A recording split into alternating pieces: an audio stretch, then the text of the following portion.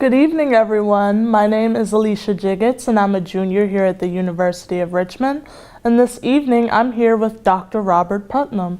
Thank you so much for joining us. Happy to have you. Thank you. It's very good to be with you, Alicia. You have focused on many American values during your long and prestigious career, writing books that discuss things like democracy, religion, social capital, and now the American dream. What is it about these values that drives your work in your career? That's a really interesting question, Alicia. So I'll tell you a personal story. I grew up a long time ago. I grew up in the 50s, went to college in the early 60s. I was going to be a scientist. I was pretty good in math, and so I was going to, and this was the time of Sputnik, so I was going to go into engineering or math or something. And I had to take a poli-sci course in my sophomore year, because it was distribution requirements, you know. And I took this course, and there was this cute, we then would have said co-ed, sitting beside me in class. And so we started chatting. By the way, I'm married to this woman and have been married to her for the last 55 years, so it's worked out pretty well. But here's the point. That course was in the fall of 1960. Our very first date was she invited me out to go to a John F. Kennedy rally because she was a Democrat. And turnabout was fair play the next week. So the second date we had was I invited her to go to a Nixon rally. So we're mixing different politics and different religions and so on. Anyway, on the 21st of January 1961, just after that class was finished, we got on a train in 30th Street Station in Philadelphia and came down to Washington. I remember it clear as day. It was night. Actually, we arrived at the central station in Washington. And the next morning, it was a terribly snowy day, but we went and stood at the crowd at it was then the east face of the Capitol, because then the inaugurations they were not done facing the mall, they were done facing the Supreme Court. I could take you to the very tree under which we stood. It's so vivid in my mind. And I heard with my own ears the president say, "Ask not what the country can do for you, ask what you can do for the country."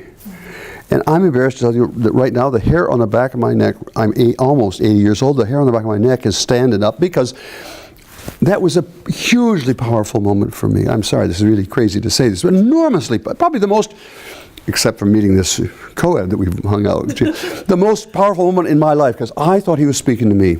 So in the Jepson school classes I've taken, education as liberation has been a recurring theme that we've explored. What do you believe is the most crucial thing that young scholars should know about the importance and value of pursuing educational equality for everyone? You could think of education you get, elementary school education, high school education, college education, graduate education. You could think of that in two different ways. You could think of that as enhancing your economic opportunities. So you go to engineering school and you have a better chance in life, or you go to, Jepson and you are going to be better off in terms of your career in nonprofits or whatever. Or you could think, well, if I get that degree from engineering, or I get that degree from Jepson, or in law or medicine or whatever, that should enhance my contribution to our shared community. Do you see any immediate ways in which we can close the opportunity gap that is holding many people back? Yeah, there are a lot of ways. A year or so ago, I managed a process in which we brought together about 50 of the best experts, without regard, across party lines and across different parts of the country. This group of experts that I described put together a report called Closing the Opportunity Gap, which people can go online. If you Google Closing the Opportunity Gap, you'll get to this report, and it'll show you the many suggestions these people had. So the one I would put first on the list, which is universal early childhood education. I think it's just a no-brainer. We know that the country will more than get the money back of investing in it. And there are a lot of other examples. I mean, there are a lot of things churches could do. There are a lot of, in terms of mentoring, there are a lot of things that all of us can do in our daily lives if we focus on the fact that those kids are our kids too. All right, well, that's our time, but Thank you very much. so much for being here and for talking with us. We appreciate it. Pleasure.